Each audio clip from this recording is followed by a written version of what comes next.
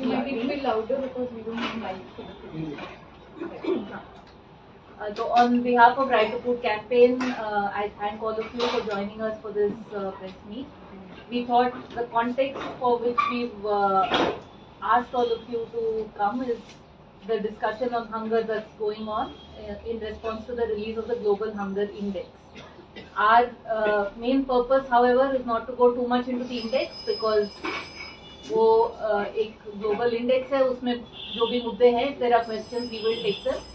But that the issue itself is of increasing hunger and food insecurity that we are seeing in the country, particularly post the pandemic. But even before the pandemic, from around 2015 onwards, the Right to Food campaign has been tracking reports of starvation deaths that have come in various newspapers. We have tried to go and conduct fact-finding visits to many of these reports.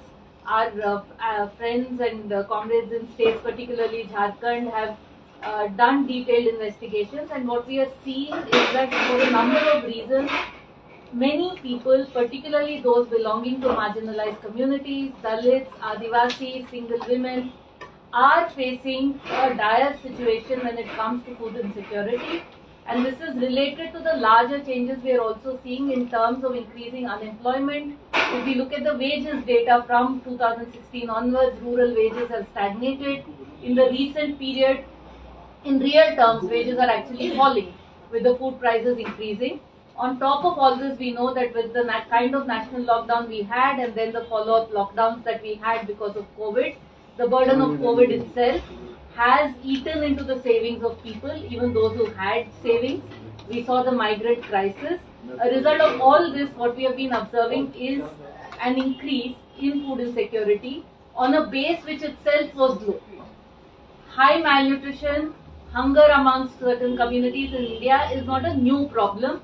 It has been pointed out repeatedly, even in the Global Hunger Index from 2006. From the time they started bringing out this report, India has always ranked poorly. What is of concern also is that in this ranking, many countries which were below India have raced ahead. Even our neighboring countries, Nepal, Pakistan, and so on, Bangladesh. But India seems to have stagnated as far as its efforts in addressing hunger and malnutrition goes. The index itself includes 4 indicators. We will address some of those, and questions have been raised on whether those indicators are appropriate enough to represent hunger or not. The main point, the only thing I want to say is that most of the indicators used in this index are from official data. They indicate undernutrition, they show a lack of well-being, and that is of concern. We can keep arguing on whether it should have been called Global Hunger Index or Global Malnutrition Index, Global Food Security Index. The point is, when you're putting together different indicators from official data sources on health and well-being, particularly of women and children in the country, we are seeing that the situation is something that we cannot be proud of and something that is actually becoming worse. If we take a single indicator like anemia, for example, has actually gone up. That is Government of India's own survey.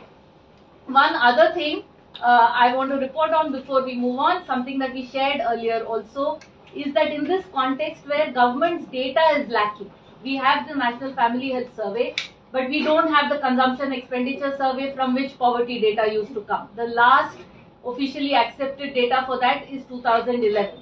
2017-18, there was an NSS. That report was rejected by the government, saying that it is not good quality. It was leaked in the media. We know from the media reports that that report also shows that food security and calorie consumption is an issue.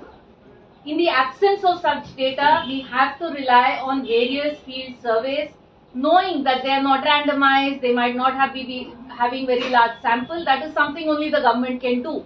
But in the absence of that kind of data, field experiences, surveys conducted by various organizations are also telling us what the current situation is. Amongst these surveys, the Right to Food campaign, along with many organizations, conducted 2 rounds of what we call the Hunger Watch survey in 2020 December and again in 2021 December. Both these times we spoke to the first time about 4,000 respondents, the second time over 6,000. both times we asked people their perception on what they felt their food security was compared to pre-COVID, around early 2020 before the lockdown. And a large number of people said that both in terms of quantity and quality, what they were eating is less than what they were eating before COVID. And I would like to remind you again that what they were eating before COVID was also not enough. The exact numbers are in the handouts that we've given. If anybody has not got it, please leave your email ID. We'll mail it to you also on what came out from the Hunger Watch.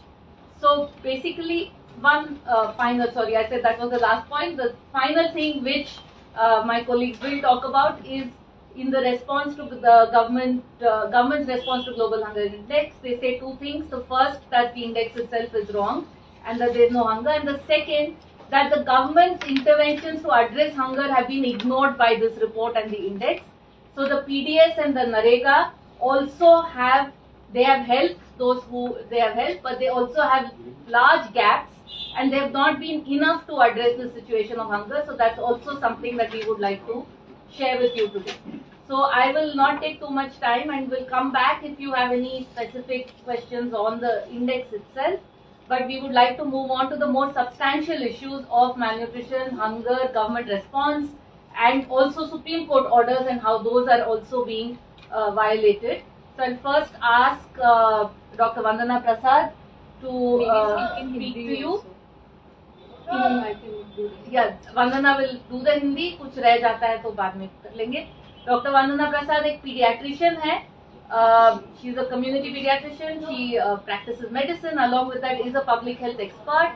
She's with the Public Health Resource Network and also the Jan Swasthya Abhiyan. Has decades of experience on working on these issues of child health, child malnutrition, both at the level of treating the individual child and what policy should be there and understanding social determinants. So I request Vandana to also talk about this whole कुपोषण क्या होता है और भूख और कुपोषण क्या एक ही चीज नहीं है. धन्यवाद. मैं हिंदी में बात करूँ. हिंदी में तो एक मिनट वेट थोड़ा सा आगे कर देना.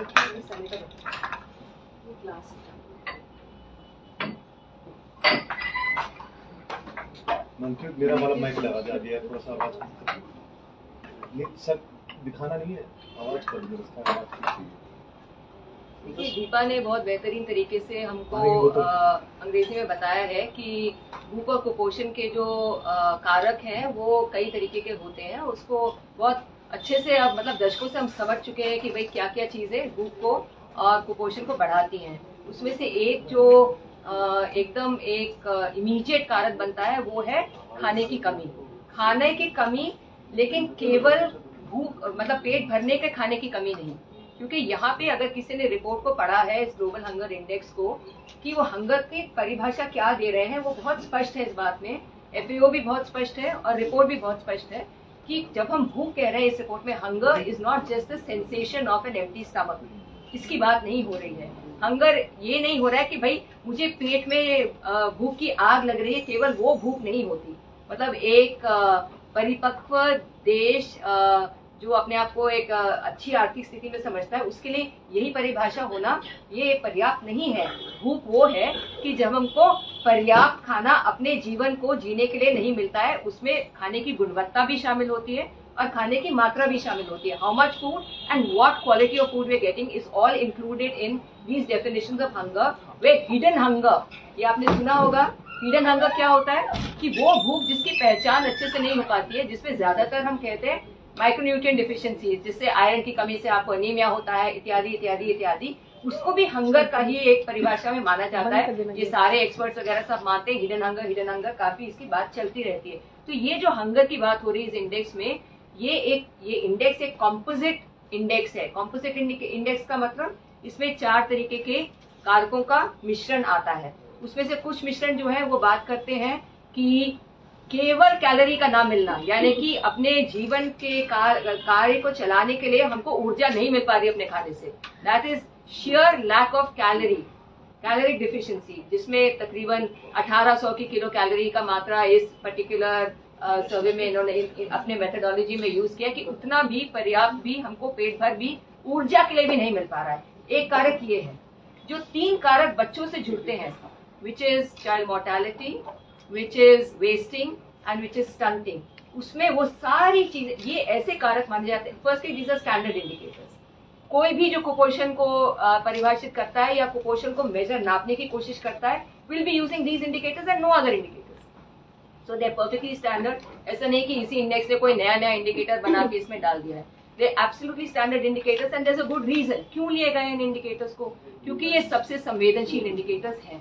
दे are the most sensitive indicators to show malnutrition.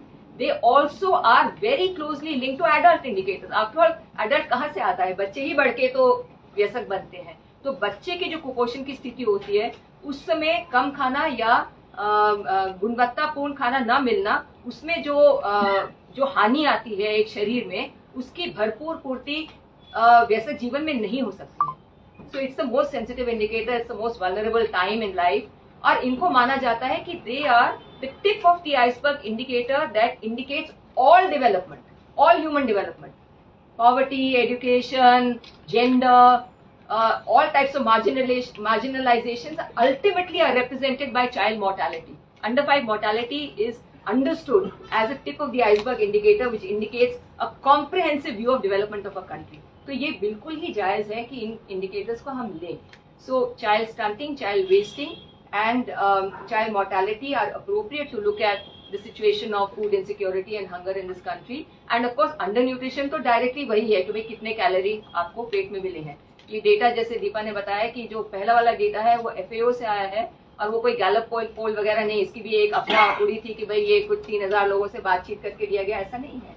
इसकी एक कॉम्प्लिकेटेड मतलब कैलकुलेशन होता है, उसमें सवाल उठाए जा सकते हैं। कोई भी स्टडी होता है उसकी सीमाएं होती हैं, उसके मेथड्स की कुछ सीमाएं होती हैं। All studies have limitations, but जो सीमा इंडिया पे लागू हो रही है वो दूसरे देशों पे भी लागू हो रही है। ऑब्वियसली मेथड सेम था, उसी मेथड से सारे किए गए, तो जो हम पे लागू हो रही है वही पाकिस्तान, अफगानिस्तान और श्रीलंका और सब जगह पे वही लिमिटेशन सीमाएं उन पे भी लागू होंगी। So the comparison is valid.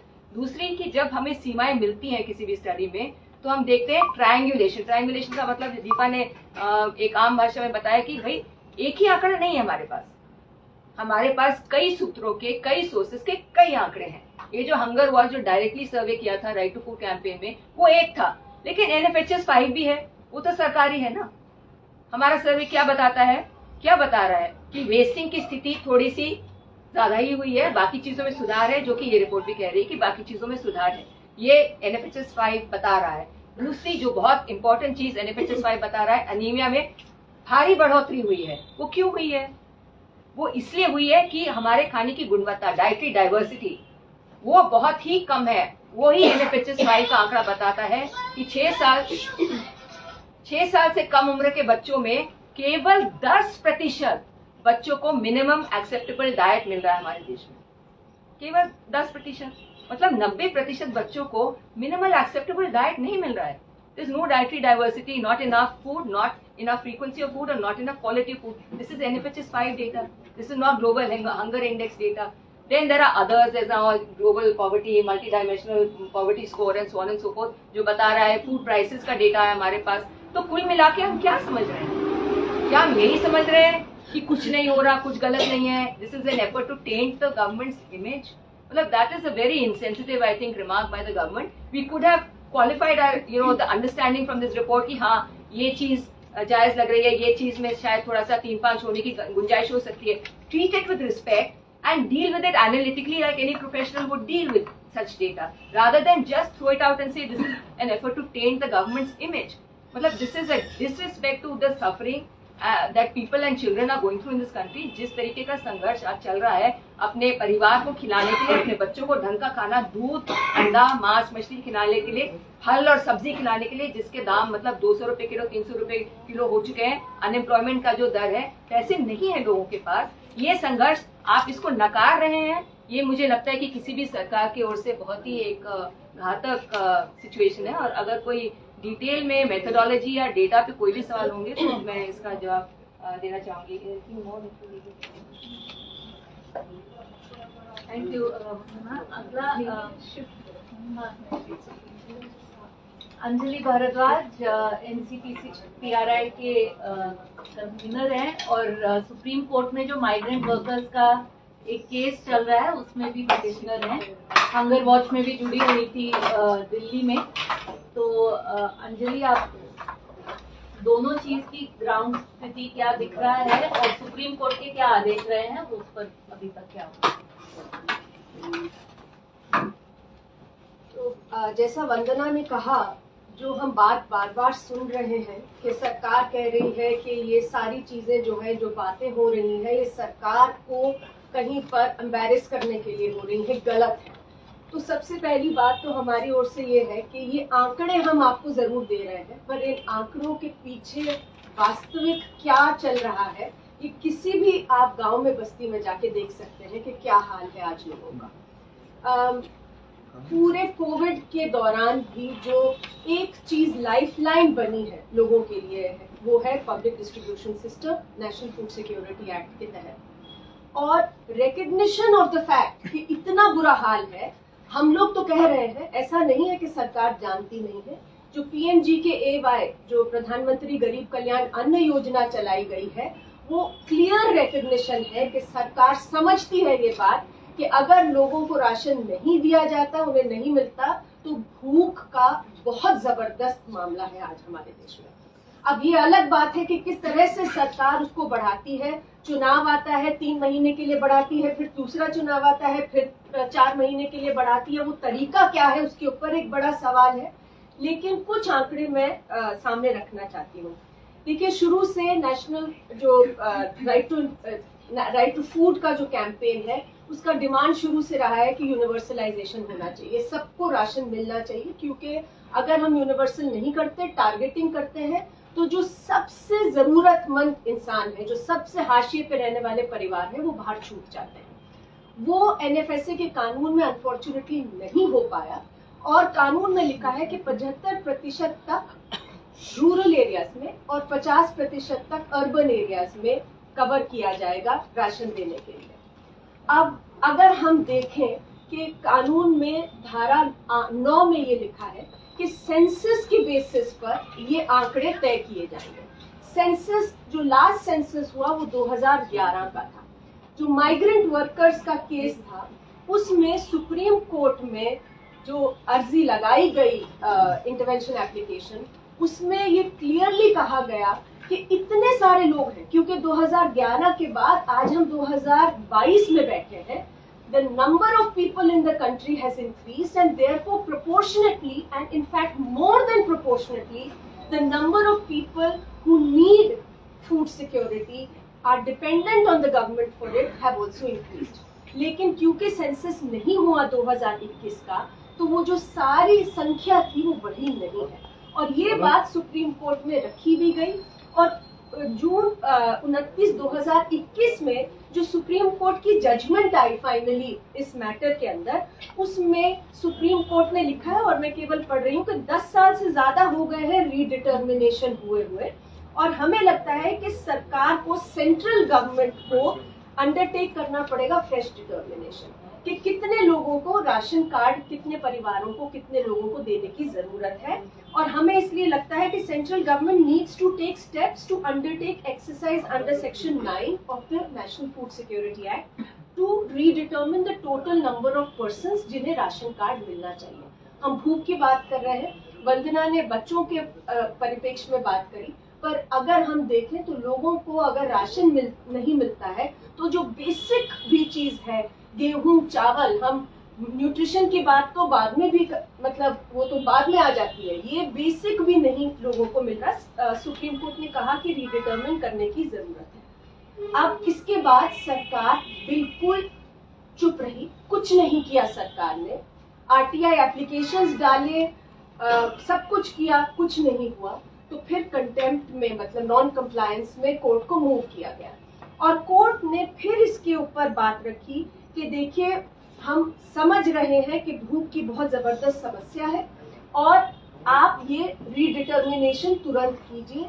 और अगर आप टेक्निकल बात कर रहे हैं कि सेक्शन 9 के तहत जब तक सेंसस नहीं होता, हम नहीं मानते। हम कह रहे हैं कि पॉपुलेशन प्रोजेक्शन जो है, आप उसको यूज करते हुए रिडिटरमिन कर दीजिए। मतलब कोर्ट ने इतनी तक क्लैरिटी दे दी है, लेकिन आज तक हम देखें अगर एफिडेविट पे एफिडेविट जो सेंट्रल गवर्नमेंट इतना समय लगा रही है to create this entire smoke screen, पहले सेंट्रल गवर्नमेंट का एफिडेविट जो आया था उसमें उन्होंने क्लियरली कह दिया कि सेंसस तो अभी होने, उन्होंने कहा कि इनडेफिनेटली डिले कर दिया गया है सेंसस। तो जो बात दीपा ने भी कही कि आज पूरा जो मसला है वो डेटा से भी रिलेट हो रहा है, डेटा कलेक्ट ही नहीं हो रहा है, सेंसस हो ही नहीं रहा है, consumer house hold consumer expenditure सर्वे जो है उसमें उसको भी कह दिया गया है कि अभी नहीं हो सकता, जब नॉर्मलाइज होगा तब देखेंगे। तो मतलब जो मेन सर्वेज और सेंसस जिसके बेसिस पे सारे प्रोग्राम्स चल रहे हैं, वेलफेयर प्रोग्राम चल रहे हैं, फूड सिक्योरिटी के प्रोग्राम चल रहे हैं, वो सरकार को कोई प्रॉब्लम ही नहीं है कहने में कि हम अभी कर ही नहीं रहे, इंडेफिनेटली डिले हो चुके हैं लोग। It is submitted that as per provisions of NFSA and the information received, it is not possible to enhance the coverage before the data of population census 2011 2021 is published. तो मतलब सरकार ने ये कह दिया है। अब उसके बाद में जब सुप्रीम कोर्ट ने फिर फटकार लगाई तो सरकार का लेटेस्ट एफिडेविट है, उसके ऊपर हम लोग टिप्पणी नहीं करेंगे आज क्योंकि वो कोर्ट में ही उसका रिस्पांस देना होगा, लेकिन केवल ये है कि क्या लिखा है उसके 2-3 बिंदु मैं पढ़ देती हूँ। सरकार ने अब बोला है कि हमने सुप्रीम कोर्ट की बात वापस सुनी और सुप्रीम कोर्ट कह रहे हैं कि we are pretty much in contempt of what the court had asked us to do. तो उन्होंने कहा कि हमने मीटिंग बुलाई जिसमें National Sample Survey Organisation, Registrar General of India और नीति आयोग को बुलाया गया। नीति आयोग नहीं आए, उन्होंने अपनी ऑब्जर्वेशंस दी हैं, लेकिन बाकी के जो आए उन्होंने कह दिया कि सेंसस अभी नहीं हो सकता। और उन्होंने ये भी कह दिया कि जो हमारा during the last 8 years since the enactment of the NFSA per capita, हाँ उन्होंने ये कह दिया है कि हम अभी एक्सपेंडिचर सर्वे भी हाउस होल्ड का नहीं करेंगे। और नीति आयोग ने जो बात कही है वो तो सबसे ही बढ़िया है। उन्होंने कहा है during the last 8 years since the enactment of the NFSA was enacted much longer ago, but फिर भी per capita income of population in India has increased in real terms by 33.4%. ये रिस्पॉन्स है नीति आयोग का। This factor needs to be kept in view while arriving at the new number of beneficiaries, जिनको मतलब हम एक के बाद एक सर्वे देख रहे हैं, रिपोर्ट देख रहे हैं कि किस तरीके से 23 करोड़ 24 करोड़ लोग अंडर द पॉवर्टी लाइन चले गए कोविड के टाइम पे, और हमारा जो नीति आयोग है वो पर कैपिटा इनकम, अब किन परिवारों की इनकम अडानी अंबानी किन की बढ़ रही है और उसके चक्कर में आप हमें कह रहे हैं कि पर कैपिटा इनकम बढ़ गई रियल टर्म्स में bye 33%.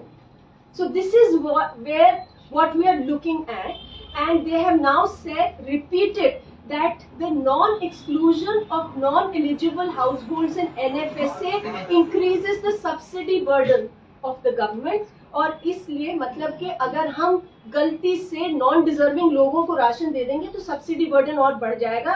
It is imperative to include more deserving cases by weeding out duplicate ghost fake ineligible beneficiaries. और हमें मालूम है कि जब भी सरकार ने आधार और पीओएस और इन सब चीजों का इस्तेमाल करके एग्जैक्टली यही करने की हमें कहा है कि हम कर रहे हैं, तो उसका क्या नतीजा होता है. तो ये आज की जो एफिडेविट मतलब सरकार की जो मंशा है वो नजर आ रही है.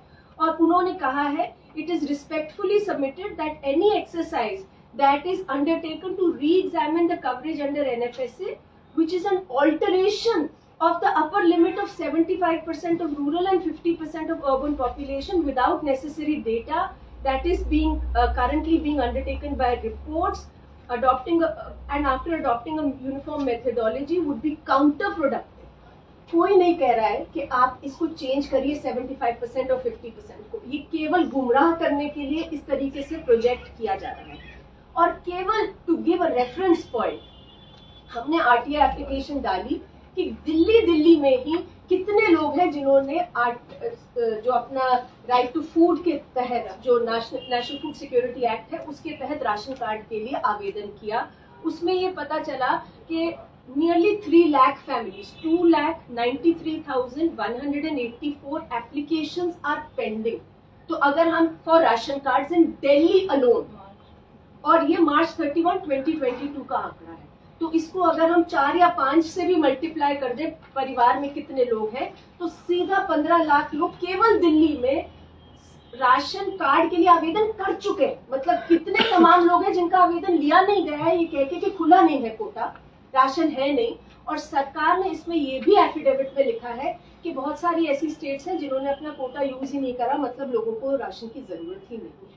तो ये जो आज हम बात कर रहे हैं, ये बात होती है कि नहीं ग्लोबल हंगर इंडेक्स कैसे है, कि तो न्यूट्रिशन की बात है, ये बच्चों की न्यूट्रिशन, और जिस तरीके के वाहियात मीम्स और जोक्स और चुटकुले इसके ऊपर बनाए जा रहे हैं, वास्तव में रियलिटी क्या है वो देखने के लिए किसी को कहीं जाने की जरूरत भी नहीं है।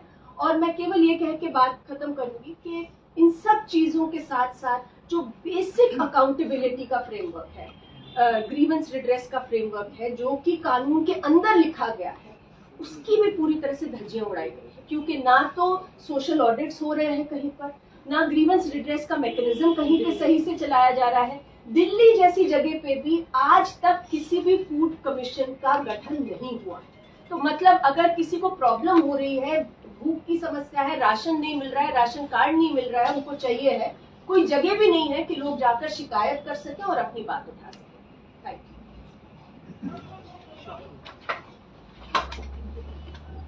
Thanks, Anjali. I think request Harsh Mandar ji to speak next. I don't think he needs an introduction.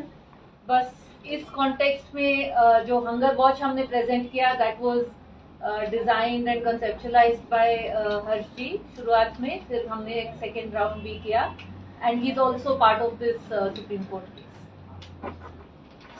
दोस्तों, मैं थोड़ा सा एक व्यापक संदर्भ देने की कोशिश करूंगा। ये रिपोर्ट क्या कह रहा है? ये रिपोर्ट ये नहीं कह रहा है कि भूख और कुपोषण के हालात में सुधार नहीं हुआ।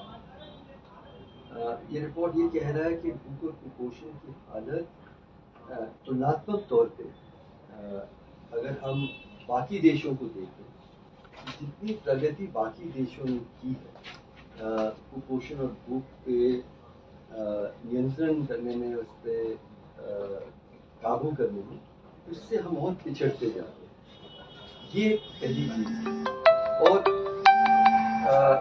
बहुत दूर नहीं जाए, नेपाल लगभग आधी मतलब पर कैपिटा इनकम हमारे से आधी रही, और 15 साल तक वहाँ पे माओवादी आंदोलन भी चला, बहुत कुछ बिखर गया, लेकिन नेपाल भी आगे बढ़ गया। बांग्लादेश, जिसके बारे में हम कहते रहते हैं कि वहाँ के लोग यहाँ गरीबी के कारण से आएंगे, उल्टी स्थिति है कि वो हमसे बहुत आगे निकल सके हैं। एक देश था जो हमारे पड़ोस में, जहाँ से हम थोड़ा आगे रहते थे, वो था पाकिस्तान। अब पाकिस्तान भी आगे निकल गया। तो ये हमें पहली बात समझना चाहिए कि ये कहा जा रहा है, ये जो आंकड़े बता रहे हैं वो ये बता रहे हैं कि पूरी दुनिया में आखिर हर सरकार कोशिश करेगी कि भूख और कुपोषण पे काबू हो, लेकिन इन कोशिशों में हम पिछड़ते जा रहे हैं तुलनात्मक तौर पर। ये पहली चीज हमें समझना जरूरी है। दूसरा कि ये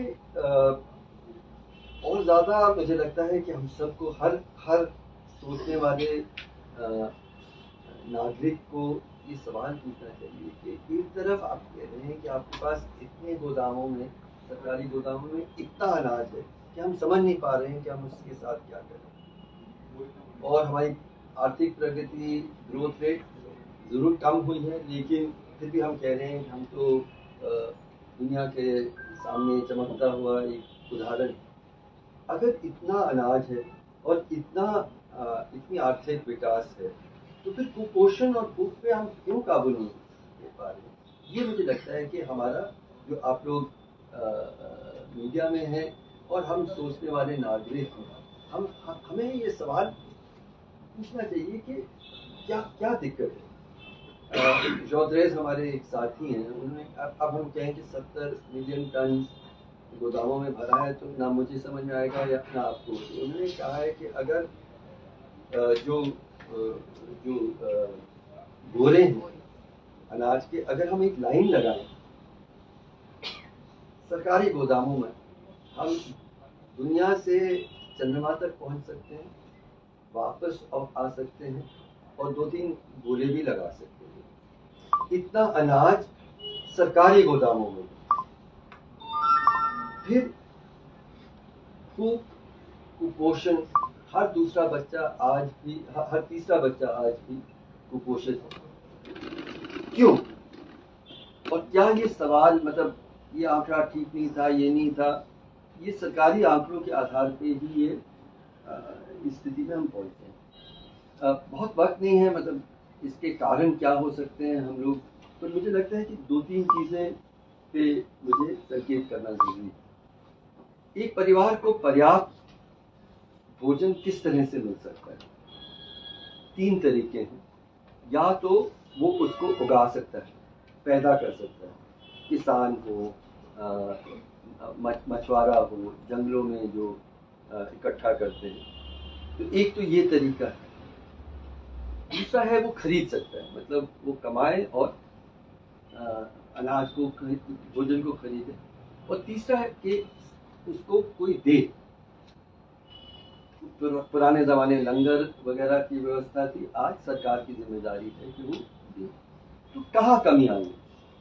मुझे लगता है कि इन तीनों में बहुत बड़ी कमी है, ये हमें देखना जरूरी है कि किसानों के हक, जो छोटा किसान है, जो मध्यम किसान है, जो मछुआरे हैं, जो जंगल में, इन सब के हालात क्यों बिगड़ते जा रहे हैं?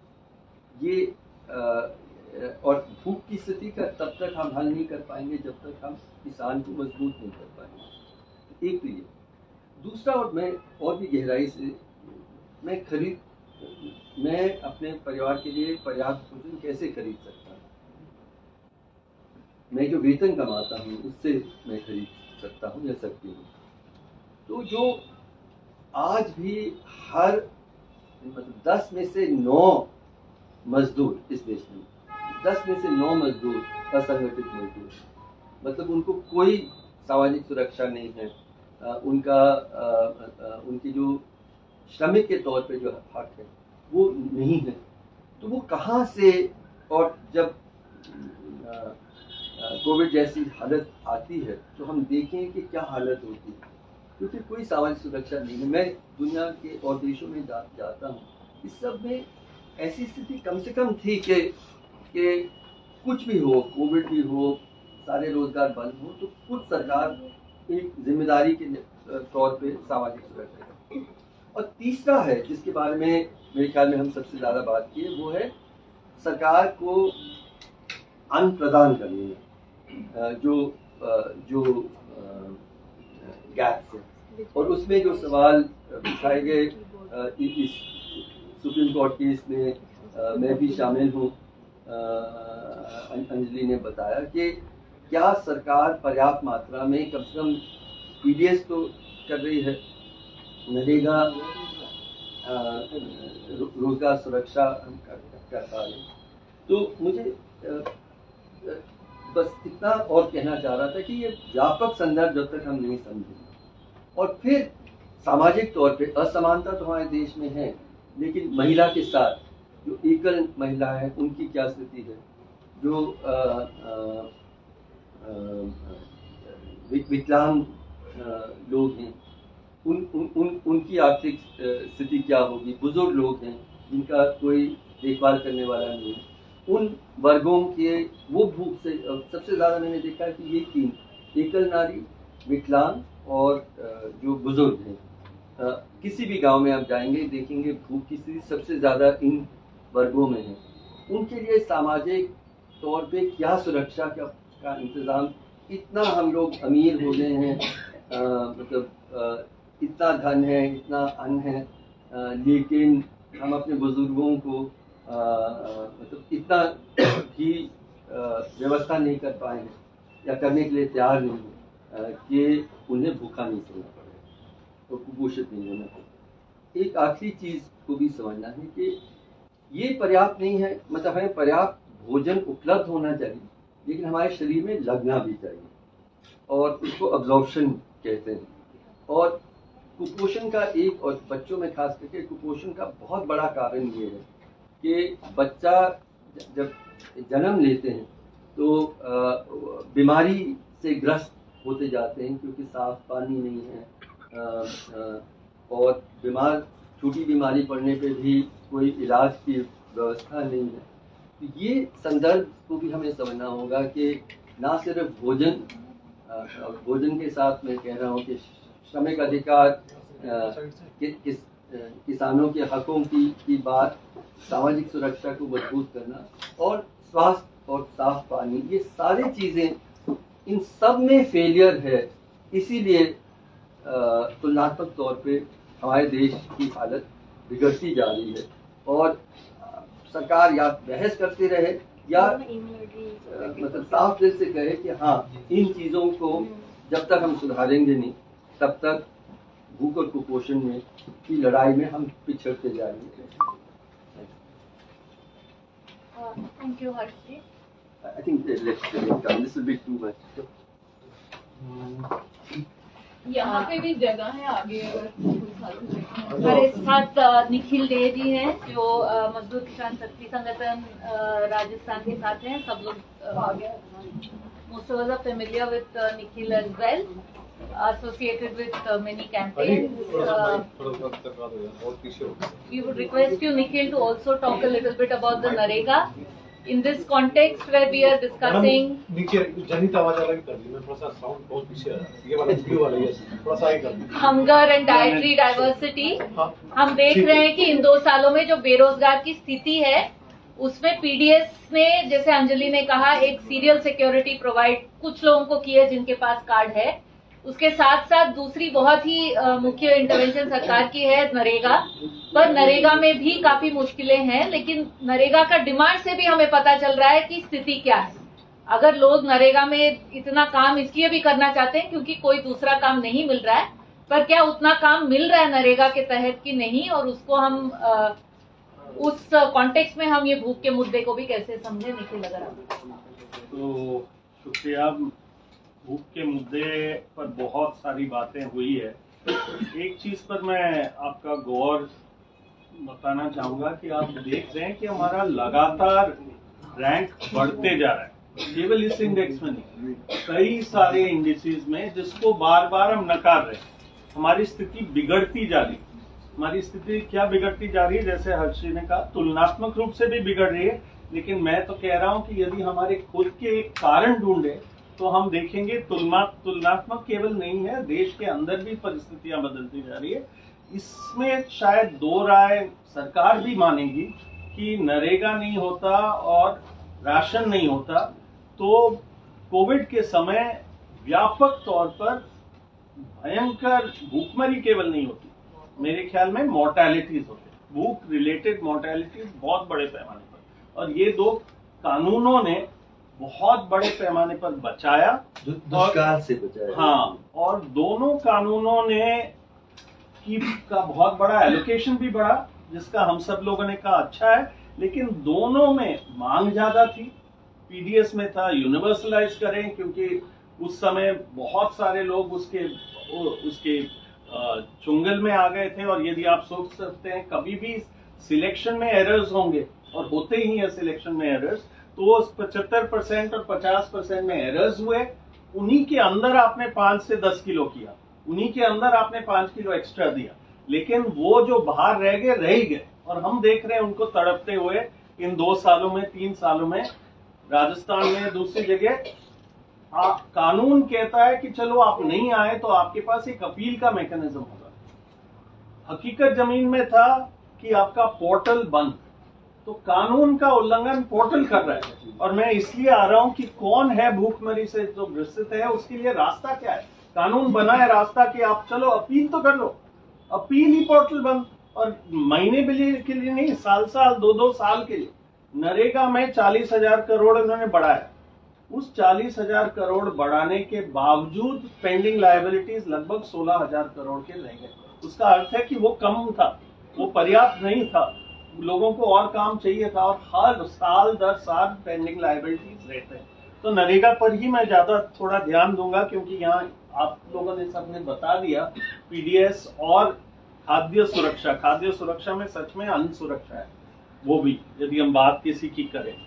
और इसीलिए नरेगा जैसी चीज इंपॉर्टेंट है, क्योंकि आपको बाकी चीजें, चाहे शिक्षा हो, चाहे स्वास्थ्य हो, चाहे कुछ और दूध खरीदना हो या कुछ और खरीदना हो, तो रोजगार से ही मिले। और इसीलिए नरेगा इंपॉर्टेंट है, क्योंकि हर परिवार को उस समय क्या आवश्यकता है वो नरेगा जैसी चीज से मिलेगा। नरेगा डिपेंडेंट है कि हर हाथ को काम मिले और समय पर दाम मिले। ना काम मिल रहा है ना दाम मिल रहा है। एक सीधी सी चीज है, 1,11,000 करोड़ का एलोकेशन था कोविड के बाद के 40,000 करोड़ बढ़ाने के बाद, आज हमारे 73,000 करोड़ का एलोकेशन।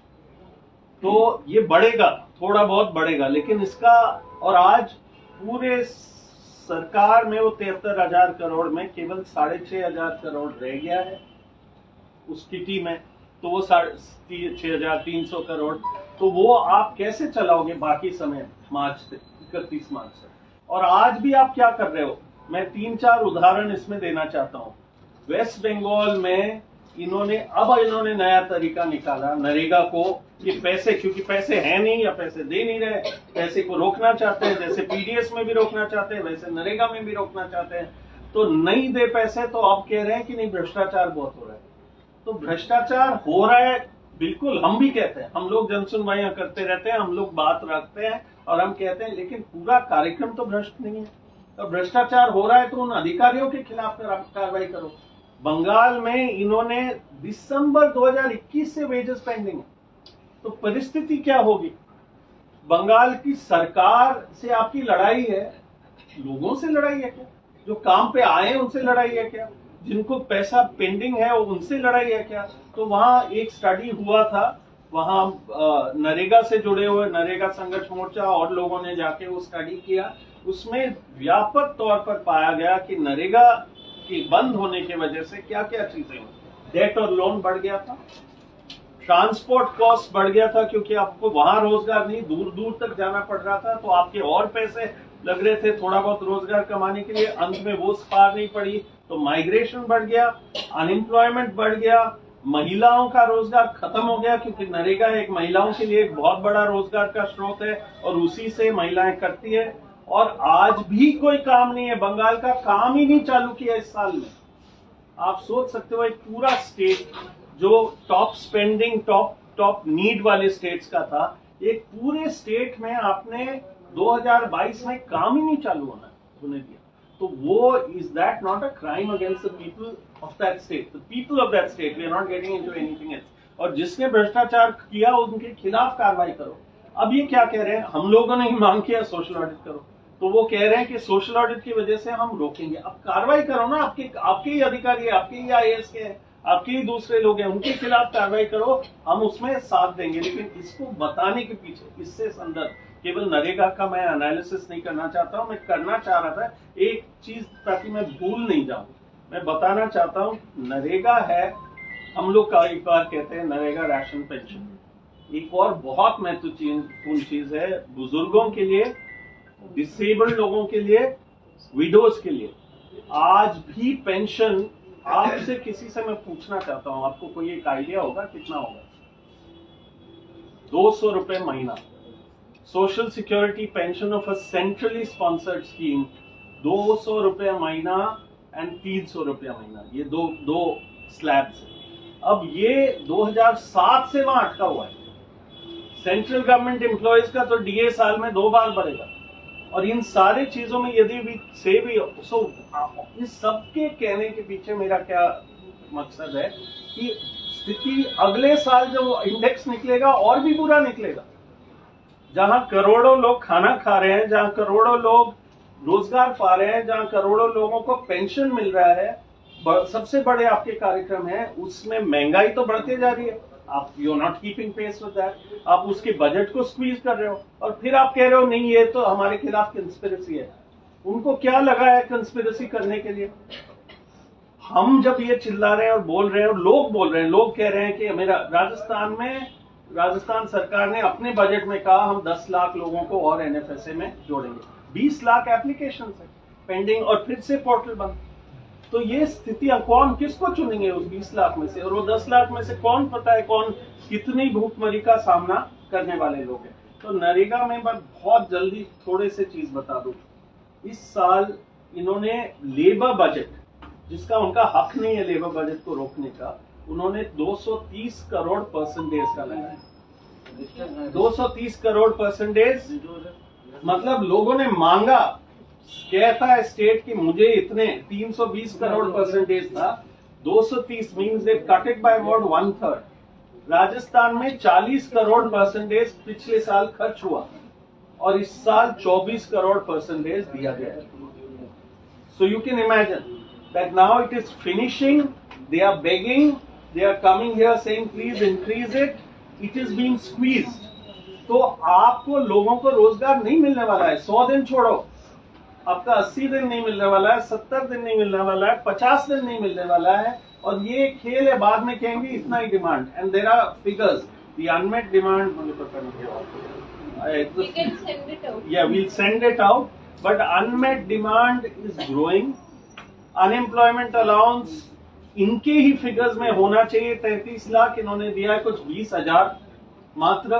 तो सारे मैकेनिज्म्स इन कानूनों में, कानून की धज्जियां, कानून कौन तोड़ रहा है?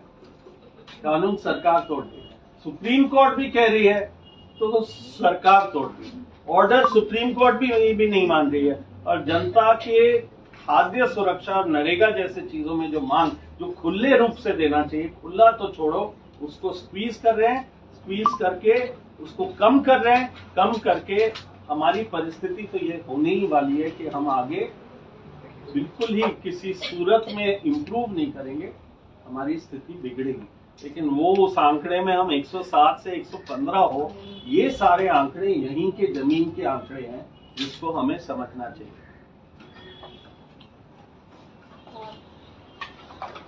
Is there any questions? सवाल जी। मैडम बार बार बात ये आ रही थी कि पूछा जाए, किससे पूछा जाए? ना तो आज के टाइम में जो केंद्र सरकार है, ना मीडिया से बात करती है, ना अपोजिशन से बात करती है, तो किससे पूछा जाए? 4-5 सवाल एक साथ ना। मैं अपना प्रश्न एस जी के लाइन सुनूंगा कि जयेंद्र जी का रिसर्च है कि जो रखा हुआ अनाज है वो इतना है कि चंद्रमा पे जाए और फिर वापस आ जाए। और जयेंद्र जी का एक रिसर्च है जिसमें कहा गया है कि जो फूड सिक्योरिटी एक्ट के तहत जो 10 करोड़ पीपल हैं वो इंक्लूड ही नहीं हुए, क्योंकि सेंसस 2011 का था। और मैम अभी कोविड काल में उनकी सिक्योरिटी के लिए प्रधानमंत्री गरीब अन्न योजना शुरू की थी, तो वो लोग इन दोनों से वंचित हुए हैं। तो जब गवर्नमेंट कह रही है कि हम कल्याणकारी राज्य हैं, तो क्यों ना अपने 10 करोड़ लोगों को इंक्लूड किया जाए। इससे जुड़ा दूसरा मेरा प्रश्न है कि यही लोग जब कुपोषित रहेंगे तो उनकी संतानें भी कुपोषित ही पैदा होगी, और उनकी कुपोषण को हटाने के लिए जो गवर्नमेंट ने शुरू किया है वो मिड डे मील योजना है, जिसमें ICDS आता है। तो मिड डे मील में अभी बहुत टाइम से अभी थोड़ा उसका बजट जो है बढ़ाया गया है। आप मिड डे मील योजना को कैसे देखते हैं? क्योंकि मैम आपने कहा कि NFHS का सर्वे कहता है कि 90% जो बच्चे हैं वो कुपोषित हैं, तो मिड डे मील योजना को आप कैसे देखते हैं? Thank you. और मेरा सवाल अंजलि से है। आपने बोला था कि जो PDS सिस्टम है वो यूनिवर्सल होना चाहिए, टारगेटेड या सिलेक्टेड नहीं होना चाहिए। तो आपको नहीं लगता कि उसका रिजल्ट भी वही होगा जो आज हम रिजल्ट देख रहे हैं? क्योंकि अगर हम यूनिवर्सल कर देंगे तब भी राशन उन तक भी पहुंचेगा जिनको उतनी ज्यादा जरूरत नहीं। एक सवाल है अंजलि से। This thing जो आपने कहा ना, this thing you mentioned that governments are not the government says that the states are not taking ration enough. So just explain that a little bit. And this food commission that you mentioned, is it something that is part of NFSA. it's not mandated or something like that? Yeah. Maybe I think one question on freebies. Somebody should. you have a question? I think that got missed out. ठीक है ma'am, 3 पे बोल दीजिए, फिर आगे देखते हैं। सवाल कौन से? तो 2-3 सवालों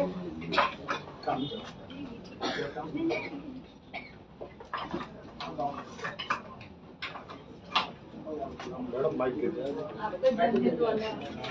ठीक है, इसकी आवाज थोड़ी वैसे इंटरनेट की आवाज पहुंचती नहीं है। तो 2-3 चीजें बस मैं कह देती हूँ जिससे होपफुली कुछ सवालों के जवाब आ जाएंगे। पहली चीज तो ये है कि जो आंकड़े हैं वो आपने बिल्कुल सही कहा कि आंकड़े दिखाते हैं कि अगर सेंसस सही से होता 2021 में होता, और हमने ये सुप्रीम कोर्ट में भी कहा है कि अगर सेंसस होगा तो कम से कम 12 करोड़ लोग ऐसे होंगे जिनके पास राशन कार्ड आज नहीं है, उन्हें इंक्लूड किया जा सकता है। और ये बात बिल्कुल गौर करने लायक है कि पीडीएस के तहत जो राशन मिल रहा है एनएफएसए के तहत, वो केवल उन लोग को मिल रहा है जो राशन कार्ड जिनको दिया गया है, और पीएमजी के एवाई भी केवल उन्हीं को दिया जा रहा है जिनके पास राशन कार्ड है। तो मतलब जो 5 किलो राशन मिल रहा था प्रति व्यक्ति को एनएफएसए के तहत, वो भी उन्हें ही मिल रहा है जिनके पास राशन कार्ड है, और पीएमजी के वाई ने जो एक्स्ट्रा 5 किलो दिया है वो भी उन्हें ही मिल रहा है। और पीएमजी के वाई को हर बार वापस लाते हुए सरकार ये लिखित में कहती है कि हम पहचान रहे हैं कि कितनी प्रॉब्लम है हंगर की। तो मतलब अगर सरकार कितना डिस्ट्रेस है, तो अगर सरकार ये समझती है कि कितना डिस्ट्रेस है, और ये भी साफ है कि सेंसस नहीं हुआ है, इवन यूनिवर्सलाइजेशन की बात ना भी करे, एनएफएसए में जितना कवरेज होना चाहिए वो भी नहीं हो रहा, तो कोई कारण नहीं है कि सरकार इमीडिएटली जो पॉपुलेशन एस्टिमेट्स हैं वो हमारे नहीं है, सरकार के ही पॉपुलेशन एस्टिमेट्स हैं, कम से कम उनका इस्तेमाल करके सरकार लोगों को राशन देना शुरू करे जिनके पास राशन कार्ड नहीं है। आपने कहा कि आवाज किससे उठाएं, मतलब ठीक है, आप मत सुनिए ग्लोबल हंगर इंडेक्स को, आप नकार दीजिए सब चीजों को, सुप्रीम कोर्ट कह रहे हैं। इस बार भी जब कोर्ट में बात उठी तो जज ने कहा कि हम खुद जानते हैं कि लोग किस तरह से पानी पीकर अपने पेट पर कपड़ा बांधकर रात में सोते हैं, भूख की हालत किसी से छुपी नहीं है। तो सुप्रीम कोर्ट भी पूछ रहा है, किसी और को जवाब मत दीजिए, आप सॉवरेन कंट्री हैं, आप अपने सुप्रीम कोर्ट को तो जवाब देंगे। सुप्रीम कोर्ट कह रहा है कि आप क्यों नहीं बढ़ा रहे हैं, और इस तरीके की फिर एफिडेविट्स दिए जा रहे हैं कि देश में पर कैपिटा इनकम बढ़ गया है। यूनिवर्सलाइजेशन की बात जो आपने कही, देखिए जैसी टारगेटिंग होती है, ये केवल फूड की ही बात नहीं है, ये हमने देखा है भ्रष्टाचार के कारण, डॉक्यूमेंट्स ना होने के कारण जो सबसे हाशिए पे लोग हैं वो जरूर छूट जाते हैं, और इसीलिए यूनिवर्सलाइजेशन की डिमांड रही है। आप अगर देखें, जब कोटा चल रहा है, राशन कार्ड बनने के लिए भी कोटा चल रहा है, जो होमलेस है, जिनके आधार कार्ड या बायोमेट्रिक सही से नहीं चल रहे हैं, वो सबसे पहले एक्सक्लूडेड है। तो ऐसा तमाम लोग हैं जिनको की टोटली रिक्वायरमेंट है, मतलब कोई नहीं कह सकता कि इनको रिक्वायरमेंट नहीं है फूड सिक्योरिटी की, पर क्योंकि यूनिवर्सल सिस्टम है, हम नहीं कह रहे कि यूनिवर्सल भी होगा तो बिल्कुल सब सही हो जाएगा, लेकिन it will be a huge improvement over what the situation is today. I think the question about state food commission in Delhi, there is supposed to be under the National Food Security Act, every state is supposed to have a state food commission, और social audit का provision है। social audit तो पूरे देश में ही हो नहीं रहे हैं सही से, और ये सरकारें मान रही हैं। और फूड कमीशन दिल्ली में आज तक कोई फूड कमीशन नहीं बना है, इतने साल हो गए कानून को आए हुए, हमारे पास आरटीआई हम बार बार लगाते हैं, सरकार जवाब दे रही है कि हमने कभी सोशल ऑडिट नहीं करा है अंडर एनएफएसए, और ना ही फूड कमीशन है आज तक गठित। और जो आपने कहा कि यूज नहीं हुए हैं, तो कुछ राज्य हैं जहां पर पूरा जो अभी एग्जिस्टिंग कोटा है वो यूज नहीं हुआ है, लेकिन जैसा कि मैंने कहा कि मोस्टली राज्यों में, और जो बड़े राज्य भी है स्पेशली, वहां पर इतना बुरा हाल है कि कोटा यूज हो चुका है, और उसके बियॉन्ड इतने लोगों ने अप्लाई कर रखा है। मैंने केवल दिल्ली का आंकड़ा दिया था, और अभी उनके पास राशन कार्ड देने का कोई सिस्टम नहीं यूज है। मैं एक चीज, एक लाइन ही कह दूं ऑन यूज करना, मुझे राजस्थान का पता है, बार बार चिट्ठियां भेजते रहे कि ठीक है आपके पास मान लो 5 करोड़ राशन कार्ड है, 4 करोड़ जिनको मिल रहा है राशन, अब उनमें से 20% आपके इतने झंझट है, ये लगाओ, अंगूठा करो, ये करो, वो करो, जो कोई चले गया है माइग्रेट कर रहा है उनको नहीं दो, क्योंकि आप ये चोरियां कोट अनकोट चोरियां रोकना चाह रहे हो, तो वो नहीं आए। तो स्टेट गवर्नमेंट ने कहा हम बफर रखना चाहते हैं, हमारी जो संख्या है उसमें बफर रखना चाहते हैं, ताकि जो नहीं आके लें उनका हम खुला भी रखें, दे दें बाद में, लेकिन हम दूसरों को दें जो खड़े हैं लाइन में, क्योंकि 2-2 महीने 3-3 महीने कोई माइग्रेट करता है, नहीं लेते हैं, क्या वो नहीं करने। तो आप सोच रहे हो कि क्या खिलवाड़ हो रहा है, तो फिर नेचुरली वो वापस हम चिल्लाते रहे एज सिविल सोसाइटी कि आप ये वापस जाने दे रहे हो, आप ले ही नहीं रहे हो ये कोटा, अब कैसे लोगे? 100% कवरेज कभी नहीं होगा डिलीवरी में। तो ये चीजें, सारी चीजें ऐसे रोक रखी है केंद्रीय सरकार ने जो समझ से बाहर है, और अब फूड स्टॉक्स इतना नहीं है तो जो मैं उसी में कुछ ऐड करना चाहता हूँ बाद में जब भी आपको। Just 2 points I want to add. One is to do with this use नहीं हो रहा है। जैसे निखिल ने कहा, एक बहुत सारे कार्ड्स कैंसिल भी हो रहे हैं at the same time because of a lot of them because of Aadhaar seeding and digitalization. अभी हम लोग यूपी में भी एक सर्वे ऑनगोइंग है. There are 2 types of cancellations. Number 1, परिवार में कुछ लोगों का नाम हट जाता है क्योंकि उनका आधार सीड नहीं हुआ. स्पेलिंग मिस्टेक हमें बताया गया कि उससे भी आधार का स्पेलिंग और राशन कार्ड का स्पेलिंग अलग है, तो वो सीडिंग नहीं हुआ. बच्चे पैदा हुए हैं, उनका आधार नहीं बना है, या राशन कार्ड बंटने के बाद बच्चे हुए तो उनका नाम नहीं जुड़ा गया. Just those families which the government is recognizing as eligible that are getting ration cards have members who are not on the list, which means 5 kilos per head plus 5 is what they are not getting. On the other hand, there is the numbers of pending applications. So if you are saying use नहीं हो रहा है, हम उसको भी देखें कि कितने लोग अप्लाई कर रहे हैं. और जब भी खोला गया, जैसे दिल्ली में जब ई-कूपन सिस्टम खोला गया, 70 लाख लोग आए थे. They put their name saying we need ration. Then the Delhi government said, अरे हमें clearly they didn't expect it. They said हम 20 लाख तक देंगे. लंबे लंबे लाइन्स हम लोगों ने देखा है. So this use नहीं हुआ है. Again this data manipulation to try and say there is no need. We very clearly see a need. On the food stocks, I want to add that while we had this situation of excess food stocks of going to the moon, through COVID we had 100 million tons. Through absolute mismanagement, we are now in a situation where you can see media में ये बात फैलने लग गई है कि अब अनाज खत्म हो जाएगी, अनाज खत्म हो जाएगी, पीडीएस हम नहीं कर सकते. I think this also we have to understand. Yes, the stocks are going down, but the wheat procurement this year was less than half of last year.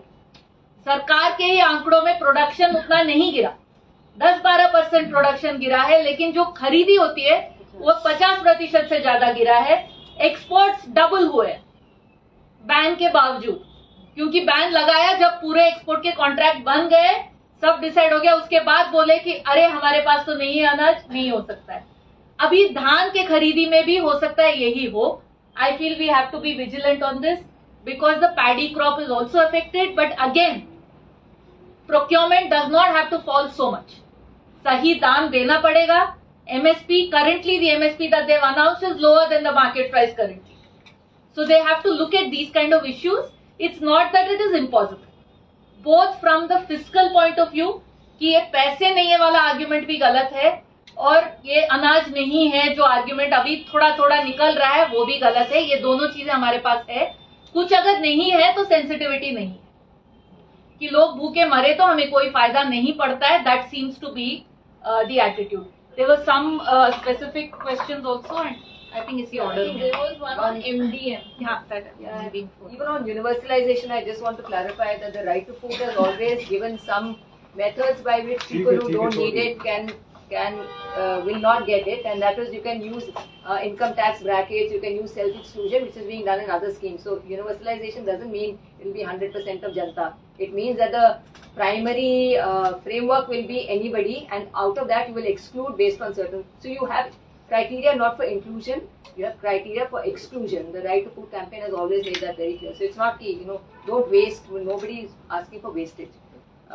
The other thing on the schemes and programs for children, that is midday meal, ICDS, and so on and so forth, I would also like to include very important points made on health and education. See, I was trying to make it clear that this indicator represents overall development. You have to look at the macroeconomic situation of this country, which other people are now raising, and you have to look at agricultural policy, you have to look at labor policy, you have to look at per capita income has gone up. Who has made this per capita income go up, and at whose cost?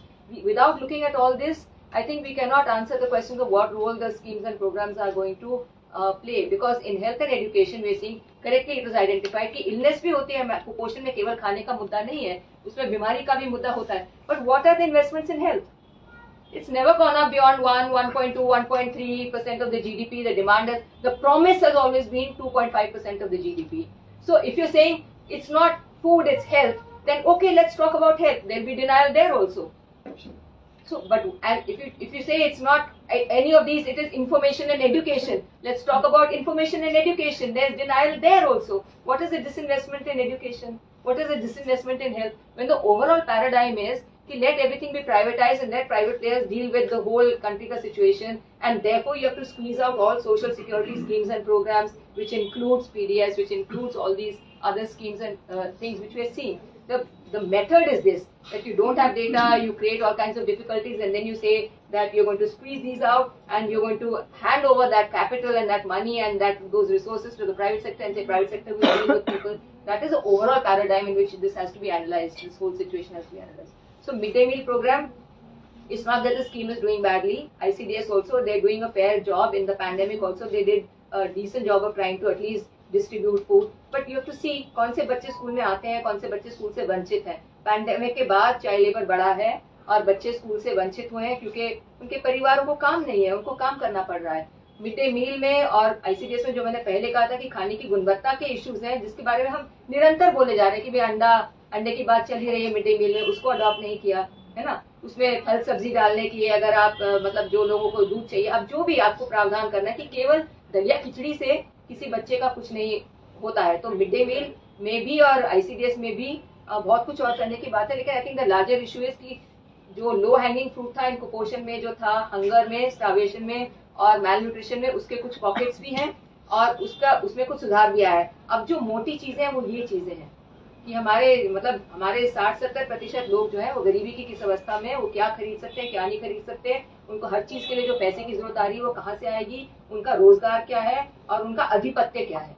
बाकी सवाल उठाने की बात है, लोकतंत्र में सवाल उठाना हमारा अधिकार है सबका, और उसको अगर बुरा बताया जाए और उसको कई नामों से पुकारा जाए तो वो भी एक मेरे ख्याल से एक मुश्किल है जिसको सोचना पड़ेगा. अगर आपको लग रहा है कि सवाल हम किससे उठाएं, तो सवाल तो हम सरकार से उठाएंगे. हमारी सरकार है, हमें नियुक्त किया है, तो हम सरकार से ही बोलेंगे, वो हमारा अधिकार है. और सरकार को इस बात का बुरा नहीं मनाना चाहिए, ना ही इस पे आक्षेप उठाना चाहिए. मिसयूज करती राशन, अच्छे खासे लोग उसे राशन से राशन का कोटा ले लेते उसे बेचते. मैंने तो आज तक नहीं देखा कि अच्छे खासे लोग, हमें इतना टाइम नहीं है. परिवार वालों को भी राशन कार्ड देते हैं, वो भी है ना अपना अच्छा खासे 50,000 1 लाख का तनख्वाहदार को भी राशन कार्ड देते, वो लोग भी अच्छा खासा वो राशन खाते पैसा बचाते. ये भी एक प्रोपेगेंडा है. लीगल कॉलोनी में है ये सब. ये राशन कार्ड बनाए भी में बेचते राशन, हम खुद खरीदते. रोक लीजिए. ये इनकी प्रक्रियाओं को रोकने का सबसे मिसयूज को रोकने की रोकिए ना, मिसयूज मना नहीं कर रहे हैं सर. हमने अच्छा, आप अपना सवाल पूछ लीजिए और फिर पैनलिस्ट को जवाब. तो आपका सवाल हम समझ, ठीक है. हर्जी बोलेंगे फिर बेटे का नाम. नहीं, बस इतना कहना चाह रहा था कि सरकार आखिर में कहेगी कि इस सब के लिए हमारे पास पैसा नहीं है, और उसका थोड़ा सा मैं जवाब देना चाह रहा था कि जिसको हम फ्रीबी कहते हैं, जैसे बड़े उद्योगपति को जितना सब्सिडी मिलता है हम कल्पना भी नहीं कर सकते. लेकिन जब गरीब को राशन देना है, रोजगार देना है, बुजुर्ग को 200 रुपये से 500 रुपये या 1000 रुपये पेंशन देना है, उसके लिए हमारे पास पैसे नहीं है. ये सरकार की प्राथमिकता स्पष्ट करती है. मैं आर्थिक कारण दे सकता हूँ कि क्यों, मतलब अगर हमारी हर दूसरा बच्चा अगर कुपोषित है, हर तीसरा बच्चा कुपोषित है, मतलब उनका दिमाग और शरीर को पूरी तरह से विकसित होने का मौका नहीं मिल रहा. तो वो जब प्रौढ़ अवस्था में आएंगे और फिर शिक्षा ठीक से नहीं है, रोजगार की उपलब्धता नहीं है, तो जितना मतलब हम आर्थिक कारण भी बता सकते हैं कि देश की आर्थिक स्थिति बहुत बेहतर होगी अगर हम, देश का सबसे बड़ा धन क्या है, देश के लोग. अब हम अपने देश के लोगों पे सरकार उनके लिए हमें पैसा नहीं है और वो तो फ्री भी है और वो तो बेकार है। ये जो मैं कह रहा था पिछड़ता हुआ स्थिति, ये समझना बहुत मुश्किल नहीं है। सरकार और समाज में हम जो अच्छे हालत में जो लोग हैं, हर जिंदगी का मूल्य बराबर का है।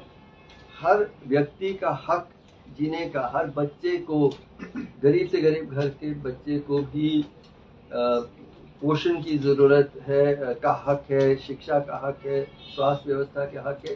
जब तक हम समाज पे इस पे हमारा विश्वास नहीं है, तो सरकार पे हम दबाव नहीं डालें कि बाकी बाद में देखेंगे, पहले तो शिक्षा, स्वास्थ्य, भोजन, सामाजिक सुरक्षा सबको। One question, I think in the beginning there was a reference to it's a relative thing. That is not that we've done very badly in everything, but that other countries have done better. And I think you said about Nepal and Pakistan. So I want to understand all countries, every country was affected by the pandemic. Every country's economy, including the rich countries, was affected. So what is the other countries really do? I mean, why is it that they're the same methodology and using the same performance methodology, as was pointed out, that it's the same. I mean, I think even the government is not saying that India ke liye koi alag sa methodology hai. It's the same methodology which has been used for every country. So in that case, what is it that the other countries did? Why they're? I mean, what is the takeaway? Please take the आपका मैं तो ये कह रहा था जी, आपने जितनी बात बताई वो बात बिल्कुल एकदम सही है। हम भी गांव के रात में रहने वाले आदमी हैं, खेती करें, फसल बेचें। पिछले सीजन में गेहूं बिल्कुल नहीं बिका, अब के सीजन में धान की फसल आ गई। धान की उत्तर प्रदेश में, पश्चिम उत्तर प्रदेश में कोई खरीद नहीं हुई। लेकिन एक चीज समझ में नहीं आ रही कि एक तरफ तो किसान इतना सारा पैसा कर रहा है कि उसकी फसल कोई उठाने वाला नहीं है, और दूसरी तरफ आप जो ये बात बता रहे हैं कि लोगों के पास खाने के लिए नहीं है, ये भी बात बिल्कुल सही है। तो सरकार का जो है ऐसा, मतलब सरकार बावड़ी होगी क्या, क्यों ऐसा कर रही है? बिल्कुल सही सवाल सही है। Any other question? Any other question? मैं जो सवाल आपने पूछा मेरे ख्याल में बिल्कुल सही सवाल है कि एक तरह से इतना साफ दिखता है कि हमारे पास अनाज है, आर्थिक विकास है, लोग भूखे सो रहे हैं, कुपोषित हैं, क्यों हम कुछ नहीं कर रहे हैं?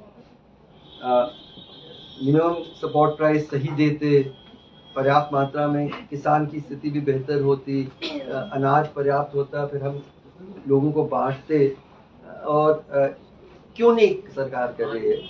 ये जो आपने लॉकडाउन की बात की, लॉकडाउन में ज़्यादातर लोग गरीब हुए, लेकिन एक इंसान है गौतम अदानी, उनका धन लॉकडाउन के दौरान 10 गुना बढ़ा, और अब वो दुनिया के तीसरे नंबर के अमीर आदमी बन गए। ये कैसे हुआ? बावरे हो गए हैं या किसका हित किसको सरकार सुरक्षा करती है और किसकी जिंदगी की प्राथमिकता बिल्कुल नहीं है? ये सवाल है। आपका जो सवाल है, I've written one book, I've written 2 books now on the pandemic, and also compared with other parts of the world. Everywhere else, I find that the government has done something a lot more to protect, both to protect livelihoods across very imaginative ways, and to give a much stronger support system. जितना सरकार ने दिया है, we had to go to the Supreme Court, we had to get directions from the Supreme Court with great difficulty. Then the Prime Minister put in his picture and all of that, but it was really forced on them, and that is also a very tiny fraction. Again, it's very simple actually. People's livelihoods have collapsed because the government has chosen a certain pathway in policy, so the government has to protect them. We are not doing it. I mean, it is really, it is actually as simple as that. This is Nepal, for instance. I'll give you have a conversation later. Pakistan probably did the best because they did nothing. At least it didn't do the lockdown, so people's livelihoods didn't collapse. I mean, that's really the case. Just to take forward, that question on other countries, I think 3-4 things I would like to say here. First, the Global Hunger Report doesn't fully reflect the effect of the pandemic yet. Right? The National Family Health Survey, half of it was done before the pandemic. The other half was done immediately after the lockdown to see impact on stunting amongst children under 5, wasting and so on would take a slightly longer time. So we don't know the full effect of the pandemic on malnutrition on any country yet. So we should not restrict our analysis of understanding these positions to the pandemic. The second, therefore, the question is then beyond what did governments do in response to the pandemic, but what has been happening over the last few years. And that's where I think very clearly you see that in India, inequality has been increasing. Unemployment has been a serious issue. Wages have stagnated. I think this is a very important indicator which we are not using. Again, based on government data. If you look at rural wages, that's how they give the data, rural wages, rural non-agricultural wages, have been stagnating. The last 1 year, they have fallen in real terms. And social provisioning, healthcare, pensions. And then if we look at social provisioning, last year after the budget, we put out the figures. I don't have the exact numbers here, but again in real terms, the budget for ICDS, the budget for midday meal reduced by 25 to 30% in real terms. So जितना दाम बढ़ रहा है, budget उतना भी नहीं बढ़ रहा है. So it is a combination of all of this, I think, which is why we are seeing. And like Vandana said, child malnutrition, mortality, these are really tip of the iceberg. They are telling us what is happening all across. It's not really only about that 1-year-old child. It is about what is happening in the society. It's accepted that these are really sensitive indicators जिससे हमें पता चलता है कि क्या हो रहा है. Third thing, even during the pandemic, although this doesn't reflect, we do now have, recently there was an article I think in Deccan Herald that Santosh Mehrotra wrote, other people have been writing, Jayati Ghosh has written in places. If we compare the actual fiscal stimulus that governments gave as a proportion of their GDP, India is amongst the lowest. Even when we compare to the average of emerging market economies in the middle income जिसमें हम आते हैं, the fiscal stimulus we have given is lower than the other countries.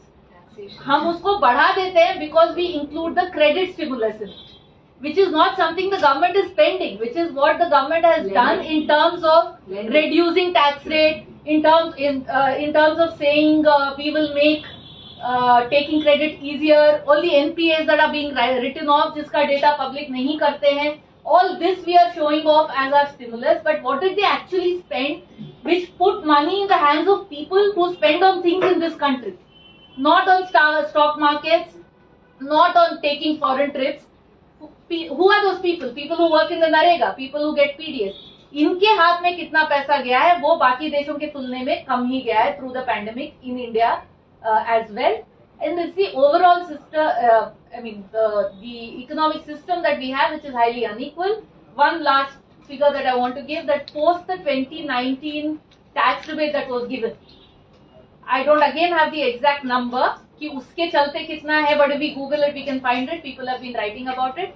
But last year, just the major tax incentives, according to budget documents, is 1 lakh crores revenue foregone. If we include all the various kinds of tax incentives, it's over 5 lakh crores. Yeah, so if the NREGA budget, what are we asking for? That it was 1 lakh 11 crores last year, they made it 73,000 crores this year. Usko बढ़ा दो. Look at the rebates on the other hand. There is no comparison. And when we look at solutions for malnutrition also, it is again freebies to the corporate. Fortify kar do pura rice ko. If you want to do that, obviously you are accepting that there is so much anemia that you want to give everybody fortified rice. And you are willing to spend on that. But you are not willing to spend on procuring dal. Aapke sawal pe bhi aate hue, procurement is not an issue only for rice and wheat. If we are talking about food security, where we are seeing it's not just cereal security, so dal ki procurement ki kya ho rahi hai? They gave it for 3 months, that's all. Why did we lose our self-sufficiency in oil, in dal? why are we dependent on imports? It raises a large number of bigger questions which don't have answers, easy answers, but we know where the gaps are. We should close. Just from the corruption issue, Yeah. Anjali can. Just 1 or 2 issues. पहली बात तो ये है कि आपने जो बात उठाई कि गलत लोगों के पास भी राशन कार्ड है। चीज करना चाहिए। जी देखिए, सबसे बड़ी बात यह है कि राशन कार्ड कोई इंसान खुद नहीं बना रहे हैं, वो कोई अधिकारी है जिनका काम है, तो भ्रष्टाचार हो रहा है, ये सीधी बात है। और आप जिसको रेफर कर रहे हैं वो कितना भी छोटा परसेंटेज हो, लेकिन वो नहीं किया जा सकता जब तक कि ऑफिशियल कल्यूजन और करप्शन ना हो रहा हो। मैं इसमें बताना चाहती हूँ कि जब प्रधानमंत्री ने खड़े होकर कहा कि इतने बोगस राशन कार्ड हमें मिले, आरटीआई एप्लीकेशन लगाई गई कि आप ये बता दीजिए इतने बोगस राशन कार्ड बनाने वालों के पास आपने क्या एक्शन लिया उनके खिलाफ, तो उन्होंने कहा कोई एक्शन नहीं लिया है। तो अब अगर जो काम करने की जरूरत है भ्रष्टाचार को रोकने के लिए वो नहीं किया जाएगा, जो अकाउंटेबिलिटी फ्रेमवर्क्स है, ग्रीवेंस रिड्रेस फ्रेमवर्क है, उसको नहीं बनाया जाएगा, तो ये जो कुछ आंकड़े हैं ये बार बार घुमाते जाएंगे। इसीलिए कहा गया कि ये प्रोपेगेंडा का पार्ट हो गया, क्योंकि अगर कोई सरकार वास्तव में सीरियस है कि हम गलत हाथ में राशन कार्ड नहीं देंगे तो वो उस पर एक्शन लेगी, और हम सब जानते हैं कि एक्शन लेने का तरीका क्या है। दूसरी चीज जो मैं कहना चाहती हूँ वो ये है कि सुप्रीम कोर्ट में जब बात उठी कि रजिस्ट्रेशन तो कर लीजिए, लोगों का पता चले कि कितने लोग हैं जिनके पास जिनको जरूरत है राशन की और इन सब चीजों की, तो ई श्रम पोर्टल के ऊपर अब जब रजिस्ट्रेशन हुई है तो आज की डेट में अगर आप ई श्रम पोर्टल पे जाएंगे तो 28 करोड़ अनऑर्गेनाइज्ड सेक्टर वर्कर्स जो है उस पर आज रजिस्टर्ड है। लेकिन अब सरकार क्या कर रही है, अब सरकार दूसरी बात पे आ गई है कि अब तो रजिस्टर हो गए, अब कोई तकलीफ नहीं। तो सुप्रीम कोर्ट ने इस बार पूछ लिया कि रजिस्टर करने केवल थोड़ी काम था, आप ये बताइए आप उनको दे क्या रहे हैं, और आपने पैरामीटर तो कहते नहीं अब तो राशन की कोई प्रॉब्लम नहीं, अब तो सब रजिस्टर हो गए। तो कोर्ट ने एक सवाल पूछ लिया कि आप ये बताइए कि जब आपने रजिस्ट्रेशन किया कि आपने पूछा आपके पास राशन कार्ड है कि नहीं, तो सरकार ने बोला हमने नहीं पूछा। तो आज अगर if we want to truly identify कि कौन लोग हैं जिनको राशन की जरूरत है और उन लोगों को कैसे मिलेगा, तो सरकार जब काम कर रही है वो मंशा ही नहीं है, that is the bottom line.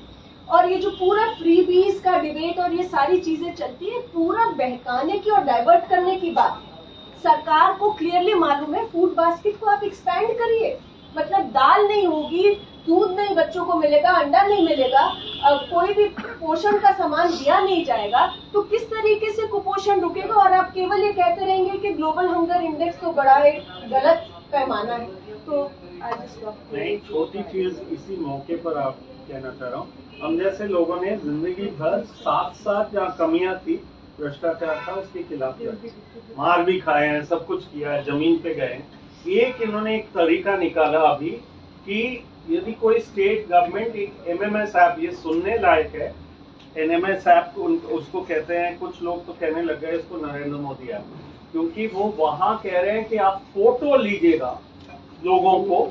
केंद्र सरकार कह रही है सारे नरेगा के वर्कर्स, अब 10 करोड़ लोग छोटे छोटे गांव में आते हैं, दिन में 2 बार फोटो लीजिएगा, और जिनका फोटो नहीं आएगा उनको अटेंडेंस नहीं मिलेगा। तो आपको स्थिति देखनी चाहिए उस रिमोट जगहों पर। और पहले उन्होंने कहा था कि ठीक है हम इसका एक मैनुअल ओवरराइड कर सकते हैं, वीडियो कह सकता है कि नहीं इनके यहाँ तो आए थे और मस्ट्रोल में आया है और ये ऐप चला नहीं, उस समय कनेक्टिविटी नहीं की, कुछ और चीज नहीं कर। लेकिन 100% उन्होंने कह दिया ये हम ब्लॉक कर रहे हैं, कलेक्टर को दे रहे हैं, और कलेक्टर के लिए भी एक लंबा चौड़ा प्रोसीजर। तो हमने एक छोटा सा सर्वे किया, 15 मस्ट्रोल में 300 लोगों की हाजिरी कटी थी जहां वो गए थे काम, लेकिन क्योंकि वो ऐप काम नहीं किया उस समय, उनकी हाजिरी कटी। अब आप सोच लो कि आप कितनी तकलीफ में लोगों को डाल रहे हो। लेकिन आपने ये क्यों किया? करप्शन से लड़ने के लिए। हमने पूछा आपने एक भी बार देखा क्या कि किसका आया? क्योंकि आज क्या करने लगे लोग, क्योंकि लोग तो बहुत उस्ताद है, जिनको करप्शन करना है, 5 लोगों का फोटो इनको लेना है, तो उन्हें 5 लोगों को उन्होंने आपने 10 बार ले लिया, तो आपने दिखा दिया 50 लोग हैं। देखने वाला कौन है उन फोटोज को? तो आपने मान लो ये तरीका भी दिखा दिया, कनेक्टिविटी भी दे दी, सब कुछ दे दिया, इसको केवल काम में लिया जा रहा है लोगों को तकलीफ देने के लिए, और उसके ऊपर उनको उनका जो हक है, जो हक करने वाला है उसको नहीं मिल रहा है और दूसरों का मिली भगत में मिल रहा है। I think we'll close the formal meeting अभी, अगर किसी को और information चाहिए। और दिनेश भी, हाँ, अगर आप Quite a few issues have been already tackled by Deepa in her joinder as well as by Anjali later. But I want to draw attention to two aspects. you have to be a little louder. One is that we made ethanol during COVID out of